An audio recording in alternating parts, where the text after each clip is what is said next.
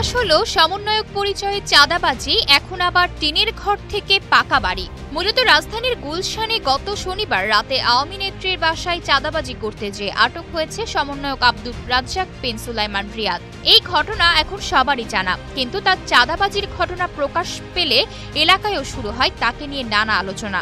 কেননা দিনমজুর এক রিকশা চালকের ছেলে রিয়াদ, কিন্তু এখন এলাকায় তার পরিবার নির্মাণ করেছে 4 কক্ষ বিশিষ্ট পাকা ভবন। কিন্তু কিভাবে?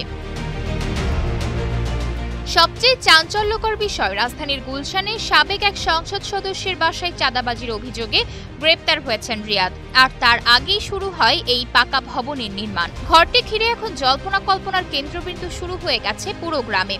গ্রামে প্রশ্ন উঠেছে, হঠাৎ এই উত্থান কিভাবে? জানা গেছে, রিয়াদের মূল বাড়ি নোয়াখালী জেলার সেনবাগ উপজেলার নবীপুর ইউনিয়নের 5 নম্বর ওয়ার্ডের নবীপুর বাজারের দক্ষিণ পাশে। রিয়াদের বাবা 8 বছর আগে রিকশা চালিয়ে সংসার চালাতেন, এখন তিনি দিনমজুর। রিয়াদও চলতেন আর্থিক কষ্টে। তবে গত বছরের 5 আগস্ট সরকার পতনের পর বছর না পেরোতেই তার গ্রামের বাড়িতে উঠতে শুরু করে পাকা ভবন। হঠাৎ এমন পরিবর্তনে এলাকাবাসীও বিস্মিত। কিন্তু রিয়াদের মা রেজিয়া বেগম বলেন, গত বছর বন্যায় তাদের ঘর নষ্ট হয়ে যায়। এরপর সরকারের কাছ থেকে 4 ব্যান্ডেল ঢেউটিন পেয়ে সেগুলো তারা বিক্রি করেছেন। এরপর আল সুন্নাহ ফাউন্ডেশন থেকে 50,000 টাকা পেয়েছেন। এসব টাকায় তারা ঘর নির্মাণে খরচ করেছেন, এমনটাই দাবি করেন তিনি।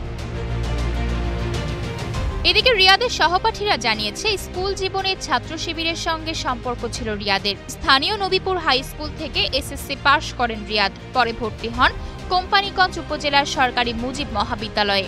সেখানে গিয়ে ছাত্রলীগের রাজনীতির সঙ্গে যুক্ত হন। সাবেক সড়ক মন্ত্রী ওবায়দুল কাদেরের ছোট ভাই বসুরহাট পৌরসভার মেয়র আব্দুল কাদের মির্জার হাতে ফুল দিয়ে ছাত্রলীগে যোগ দিয়েছিলেন। পরে সেখান থেকে উচ্চ মাধ্যমিক পাশ করে ঢাকায় গিয়ে বেসরকারি বিশ্ববিদ্যালয়ে ভর্তি হন। এক পর্যায়ে কোটা বিরোধী আন্দোলনে যোগ দেন, হয়ে ওঠেন বৈষম্য বিরোধী ছাত্র আন্দোলনের নেতা। ধীরে ধীরে চাঁদাবাজিতেও জড়িয়ে পড়েন, পরিচয় দিতে থাকেন সমন্বয়ক হিসেবে। এদিকে চাঁদাবাজির বিষয়টি ধরা পড়লে ফেসবুকে পোস্ট করা রিয়াদের বিভিন্ন ছবিও আলোচনায় উঠে আসে। তার ছবির ফ্রেমে আছে বেশ কয়েকজন রাজনৈতিক দলের নেতা। ফেসবুকে রাজনৈতিক নেতাদের সঙ্গে ছবি পোস্ট করে রিয়াদ মূলত নিজের শক্তি জানান দিতেন। প্রসঙ্গত, বৈষম্য বিরোধী ছাত্র আন্দোলনের নেতাদের উদ্যোগে আত্মপ্রকাশ ঘটেছিল গণতান্ত্রিক ছাত্র সংগঠনের। রিয়াদ এই ছাত্র সংগঠনের কেন্দ্রীয় কমিটির সদস্য ছিলেন। চাঁদাবাজির ঘটনার পর তাকে পদ থেকে বহিষ্কারের তথ্য প্রচার করা হয়। আয়শা অর্থী, নিউজ ডেস্ক, গ্লোবাল টেলিভিশন।